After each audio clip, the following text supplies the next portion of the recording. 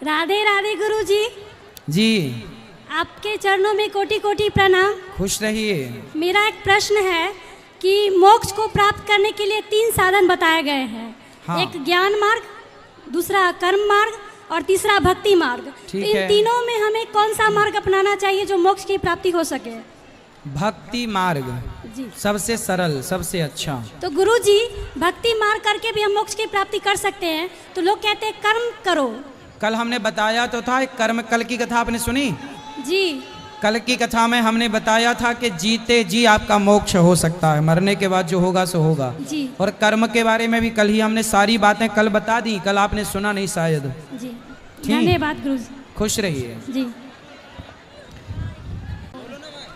Hello. Hello. Radhe Radhe गुरुजी। राधे राधे। जय श्रीमन्नारायण। जय श्रीमन्नारायण। आपके श्री चरणों में कोटि कोटि प्रणाम।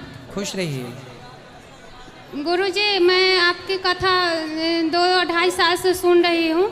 हाँ तो 2 साल से मैं मीट मछली हर कुछ छोड़ रखी हूँ। हाँ। और मतलब 2024 में ही मार्च माह में वृंदावन जाकर आपका गुरु मंत्र ली थी। तो गुरुजी, उसमें जो आप बताए थे तो मैं कुछ वो पालन नहीं कर पा रही हूँ, क्योंकि मैं बहुत ज़्यादा परेशान हूँ। अच्छा जी। और मतलब बहुत ज़्यादा परेशानी है गुरुजी, वो मैं ठीक हो जाएगी, चिंता ना करना। नहीं गुरुजी, वो मेरे हस्बैंड के बारे में तो थोड़ा आप बात कीजिए, समझा दीजिए उनको। क्या बात कराओ पति से, बात कराओ फटाफट, जाओ। छोड़िए ना भैया, हम बात करो, छोड़िए ना हम। क्या बात है? पति क्या परेशान करते हैं? गुरुजी, ये बहुत ज़्यादा बदमाशी कर रहे हैं, मतलब मेरा जीना हराम कर रखे। कैसे? मतलब कलयुगी जो जितना भी बुराई होती है ना गुरुजी, सारा इनके अंदर आ गया है। कौन कौन सी बुराई? जैसे पहले गुरुजी ये प्रेस रिपोर्टर के काम करते थे, बहुत अच्छे थे, सब कुछ अच्छा था। इधर 2-3 साल से 4 साल से धरिए ना, मतलब गलत संगत में रहकर दारू पीना, गलत लोगों को साथ रहना, और दिन भर में 10 गो गुटखा खाना, और मेरा एक भी बात नहीं मानना, और घर में 2 मिनट रहना नहीं चाहते हैं, और ना कोई काम धंधा में मन लगाते हैं, और सिर्फ भागते रहते हैं इधर बात उधर। कराओ, चलो बात कराओ। राधे राधे गुरुजी। क्या नाम है आपका? अनमोल भारती। अनमोल जी। अनमोल हो आप हैं? तो पत्नी की बात क्यों नहीं मानते? मानते हैं गुरुजी। शराब पीते हो? नहीं, नहीं, पीते कभी कभी। कभी कभी। नहीं गुरुजी, और ये जैसे गुरुजी हमको माफ़ कीजिएगा, थोड़ा टाइम दीजिए हमको, ताकि मेरा ज़िंदगी हो सके तो सवर जाए। मैं बहुत ज़्यादा परेशान हूँ, मतलब मैं कितने बार सुसाइड करने की कोशिश की, इनके वजह से ये सब कुछ नाश कर रखे हुए हैं मेरे घर में। मैं वृंदावन भी गई थी आपसे बात करने के लिए, लेकिन वहाँ पे हम आपसे बात नहीं हो पाई। मैं वहाँ से पूरे रास्ते रोते रोते आई थी। बिहार के ही रहने वाली हूँ मैं, बिहार में वैशाली जिला पड़ता है, वहाँ से आई। बात कराओ। मतलब गुरुजी, ये दारू से ही ब्रश करते हैं, सूत उठ के, मतलब दारू से ही मंजन ब्रश करते हैं? जी, मतलब इनका सूत उठ के वो बात, पैसा कहाँ से आता है दारू पीने का? बस गलत संगत है। पहले बहुत अच्छा ये करते थे, तो इनका मतलब कोई कोई संगत में ही पिलाते रहता है। बात कराओ, चलो। जी गुरुजी। बेटा शराब पी, आपके बच्चे हैं? जी गुरुजी। बेटा बेटी क्या है? एक बेटा एक बेटी। तो बच्चों को भी शराब पिलाओगे कि नहीं? नहीं गुरुजी। क्यों? थोड़ी सी पिलाना। छोड़ देंगे गुरुजी। कब? अब नहीं पिएंगे। शराब पीने से आपका कितना फायदा हुआ बताओ? कोई फायदा नहीं गुरुजी। क्या नुकसान हुआ बताओ? घर में अशांति रहता है। बेटा जीवन मिला है, सही काम कर लो, सही जगह लगा लो, अच्छे पैसे कमाओ, अपने लिए कुछ कर लो, समाज में नाम कमाओ, इज्जत कमाओ, समाज की सेवा करो, इसलिए ना जीवन मिला है। जी। शराब पी के बिगाड़ने के लिए थोड़ी जीवन मिला है। क्या शराब पिलाने वाले जो लोग हैं वो तो चाहते ही हैं कि आपका नाश हो जाए, आपका सब बिगड़ जाए। इतनी अच्छी समझदार तुम्हारी पत्नी है, पत्नी को छोड़कर तुम बताओ दोस्तों के बीच में रहते हो। वो दोस्त नहीं है, तुम्हारे दुश्मन है, जो तुम्हें गलत संगत में ले जा रहे हैं, गलत रास्ते पर ले जा रहे हैं। गुरुजी, मैं कुछ छिपाऊंगी नहीं, और वो संगत इनका भाई है, इनसे बड़े भाई है, वही दारू के ठेके खोल रखे हैं। यहाँ पर बिहार में एक झमरुआ बोला जाता है, जो फसल में यूरिया जो मारा जाता है ना, उसी से वो दारू तैयारी होता है। और वो अपने भाई के ही ठेके पे जाके ही पीते हैं और वो पिलाते भी हैं। बताइए गुरुजी, उस घर में ना ये सबसे मेरे ऊपर अत्याचार करवाते हैं जब मैं इनको समझाती हूँ। मतलब 4 साल से मैं बहुत परेशान हूँ गुरुजी। उस घर में ये अपने भाई से भी हमको मार खिलवाए, ये अपने भी मारते पीटते हैं और मेरा एक नहीं सुनते हैं, हर कुछ बर्बाद कर दिए मेरे घर में। बात कराओ, पत्नी को क्यों मारते हो बेटा? नहीं मारते गुरुजी। तो पत्नी झूठ कह रही है क्या? ऐसे कभी आपसी बात विचार हो, लेकिन मारते नहीं है। तो बेटा मारना नहीं चाहिए। और देखो गुटखा भी खाते हो, पैसा गलत जगह पे क्यों लगाना, सही जगह पे लगाओ ना। समाज की सेवा करो, दीन दुखियों की सेवा करो। जहाँ पैसा लगाना चाहिए वहाँ तो आप लगा नहीं रहे हो, जहाँ नहीं लगाना चाहिए वहाँ डाले डाल रहे हो पैसा पैसा पैसा।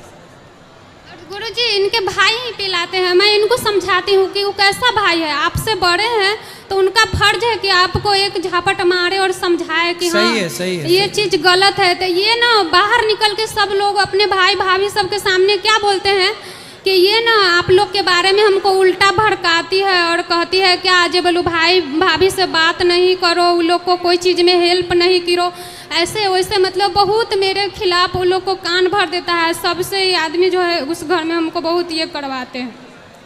बेटा ये गलत है। वैसे इनके भाई भावजाई को ऐसा नहीं करना चाहिए, क्योंकि जो किसी का घर तोड़ता है फिर विधाता उसका जब तोड़ने पे आते हैं ना तो पूरा नानी याद आ जाएगी।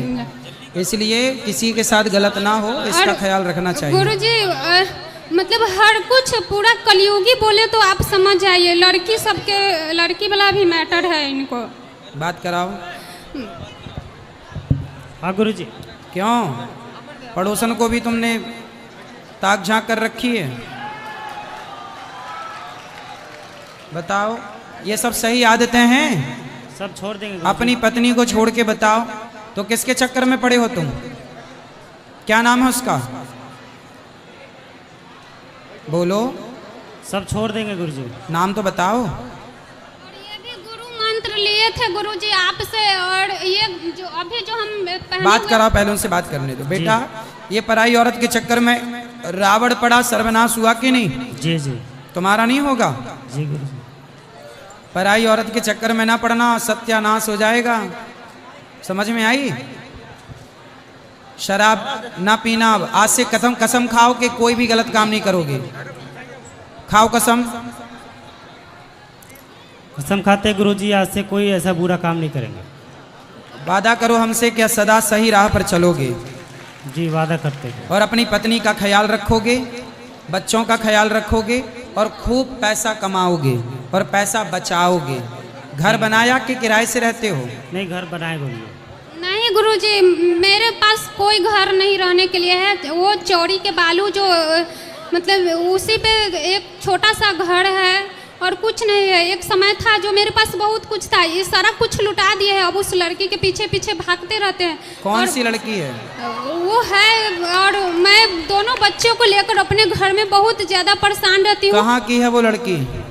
और इनके पीछे मैं भी भागती रहती हूँ। मैं कितने जगह इनको पकड़ी हूँ, उसके साथ वहाँ से पकड़ पकड़ के लाती हूँ, लेकिन ये बाज नहीं आ रहे। कौन लड़की है वो? मतलब गांव की ही है वो। गांव की है? जी। शादीशुदा है कि कुंवारी है? नहीं, उसको शादी नहीं हुई। अभी शादी नहीं हुई? नहीं।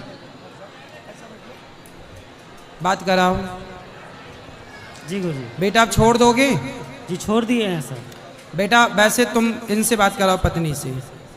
जब तुम्हें पता है कि उस लड़की से चक्कर है तो उस लड़की के तुमने 2-4 दांत काहे नहीं तोड़ दिए? नहीं गुरुजी, आज तक मैं इनका मुंह देखती रही। मैं खुद नहीं, इनका मुंह तो ठीक से देखो, पर उसके दांत तोड़ो कि तेरा को मेरे ही पति मिला बिगाड़ने के लिए।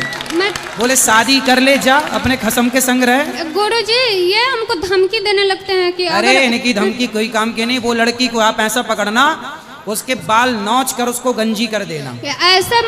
ऐसे करोगी ना तो मैं मर जाऊंगा। ये अरे मर जा तेरे भाई, ऐसे लोग तुम जी के भी कौन सा अच्छा कर रहे हो। देखिए गुरुजी, आज मैं जी के भी तुमने कौन सा अच्छा काम कर यहाँ उपस्थित सभी लोग से मैं विनती करती हूँ कि मजाक नहीं उड़ाया जाए, लेकिन मेरा जीना हराम हो गया है गुरुजी। मैं समझता हूँ, इसलिए लेकिन गुरुजी हर स्त्री को, मैं आपके लिए नहीं सबको बोल रहा हूँ कि यदि आपके पति को पता चल जाए कि आपका पति का इस महिला के साथ चक्कर है, उस महिला के पास जाकर उसकी छाती में मूंग दर के आओ। बिल्कुल जरूरत है, यदि नहीं करोगी तो ये। और आप तो बोल रहे हैं गुरुजी कि पता चल जाए, मैं तो अपने आंख से देख रही हूँ। तो आपने उसके तोड़े क्यों नहीं दांत? उसको मारी थी मैं गुरुजी। अरे कैसे मारा? और ये मुझे मारने लगा, वही दिल्ली शहर में ही। क्यों? अब मिल जाए तो उसके दांत तोड़ना। ऐसी महिलाओं का गुरुजी मैं पढ़ी लिखी हूँ और मतलब ब्रांच में, बैंक में, सेंट्रल बैंक में छोटा सा जॉब करती थी। अब मैं अपना बीसी ब्रांच खोल ली हूँ। वहाँ पर मैंने दो चार महीने से अकेले बहुत परेशान हुई उसको आगे बढ़ाने के लिए। इस बार पता नहीं इनको क्या लगा, ये खुद से चल के आए मेरे पास कि अब मैं ऐसा नहीं करूँगा। चलो बात कराओ कि मैं ब्रांच चलाऊंगा, लेकिन ये ब्रांच पे रहते हैं और पहले तो सूत उठ कर पीते हैं, 3 बेर चावे घूम घूम के जाते हैं, वहाँ से पीते हैं, उसके बाद ब्रांच पे जाते हैं। बात कराओ। अब नहीं पीना बेटा, अब बिल्कुल गलत रास्ता छोड़ देना। पक्का वादा? जी वादा कर। अब नहीं गलत रास्ते पर चलना। जी नहीं। ठीक है, खुश रहो। यहाँ ले आना माइक इस तरफ, ये भैया खड़े हो जाओ लाला, ये बहनों को दो, फिर इस तरफ ले जाना, इस तरफ भैया लोगों को बात करें। राधे राधे गुरुजी। आपको देख के मेरा मन बहुत हृदय प्रफुल्लित हो गया। कभी उम्मीद नहीं किए थे कि इतने करीब से देखेंगे। बहुत अच्छा लग रहा है गुरुजी। निवेदन है कि मेरे पापा मम्मी भाई बहन, मैं 4 बहन हूँ। पापा मम्मी नहीं, मैया पिताजी बोलो। हाँ, मेरे मैया, मेरे पापा, मेरे बाबूजी, मेरे भाई, मेरी 4 बहन, उन दोनों के पति और मेरे 2 बच्चे हैं। मेरे पूरे परिवार पर आशीर्वाद बना के रखिए। मेरे पति श्रीनगर में बॉर्डर पे ड्यूटी करते हैं। मन बहुत दुखी रहता है गुरुजी। हम चाहते हैं कि आप उन्हें आशीर्वाद दें और हमें सदा सुहागन का आशीर्वाद दें गुरुजी। सदा सुहागन रहिए भगवान आप गुरुजी। और एक मेरा प्रश्न ये है, अभी तक तो निवेदन था कि मैं हमेशा सबका अच्छा करती हूँ, लेकिन पता नहीं क्यों वो मेरे पीठ पीछे मुझे बुरा ही बोलते हैं। तो मुझे बोलने दो, उनके बुरा बोलने से आप बुरे थोड़ी हो जाएंगे। तो मैं ये पूछती हूँ कि क्या अच्छा करना छोड़ दूँ? भाई अच्छा करते रहो, बुरा बोलने वाले बोलते रहेंगे, कब तक ध्यान दोगे? जी, मेरे बाबा जो थे वो स्वर्गवासी हो चुके हैं। वो बहुत बड़े राम भक्त थे, लेकिन उन्हें मैं अयोध्या नहीं ले जा चुकी। इसका मुझे गम रहता है, जिस वजह से मैं अयोध्या नहीं गई हूँ। तो क्या मुझे जाना चाहिए अयोध्या या नहीं? आप जाने का मन है तो चले जाना, क्या बुराई है, अच्छा है ना बेटा। मेरी बहन एक बिहार पुलिस में है, उसका विवाह जो है कुछ न कुछ अड़चन आ रहा है और स्वास्थ्य भी खराब रहता है। उसे आशीर्वाद दें गुरुजी। बिल्कुल आशीर्वाद है। चलो जी, आपको देख के बहुत अच्छा लगा। खुश रहिए। हम दोनों आदमी में बहुत ज्यादा लड़ाई होती थी। दोनों आदमी कौन कौन? पति पत्नी में। अच्छा, तो पति पत्नी में एक आदमी है कि 2 आदमी है? हाँ, एक आदमी, लेकिन 2 समझते थे। अच्छा, तो इसलिए बहुत लड़ाई होती थी। तो लेकिन दो समझते हो बेटा, इसलिए तो लड़ाई होती है। जी। पति पत्नी 2 नहीं होते। यदि दोनों एक हो जाओ समर्पण करके, तो एक में कहाँ लड़ाई होगी? 2020 से जब हम कथा सुनने लगे तब से हम लड़ाई करना छोड़ दिए। वाह, फिर अच्छा। राधे राधे। राधे राधे। वो देना चश्मा वाली बहन को पीछे। हाँ, भैया को दे दो। चलो। जय श्रीमन नारायण गुरु जी जी। जय श्रीमन नारायण। राधे जी, राधे राधे। वैसे तो मैं 3 साल से आपकी कथा सुन रही हूँ और मैं आपकी सारी बातों से सहमत भी हूँ। और क्या कहूँ, जैसा कि आप बताते हैं कि निरंतर कथा सुनने से फिर उसके मन में कोई प्रसन्न नहीं होता। और सही बात है, मैं इस चीज़ को मानती भी हूँ कि मेरे मन में और कोई सवाल नहीं है। मैं आपकी सारी बातों से सहमत हूँ और चाहे जीवन में कितने भी दुख हों, मैं उस चीज़ से बिल्कुल भी परेशान नहीं हूँ। पर जो परिवार में सदस्य होते हैं, जैसे माता पिता, भाई बहन या पति या बच्चे, उन पे कोई कष्ट होता है तो आदमी को तकलीफ तो होती है। चलिए, भगवान आपके सारे कष्ट दूर करें। सबको आपके पुण्य से सबका यश बढ़ेगा, सबको अच्छा होगा। जैसे आप अपने माध्यम से थोड़ा मेरी मम्मी को समझा दीजिए, वो बहुत दुखी होती है। कथा सुनेंगी मैया तो ठीक हो जाएंगी। ठीक है।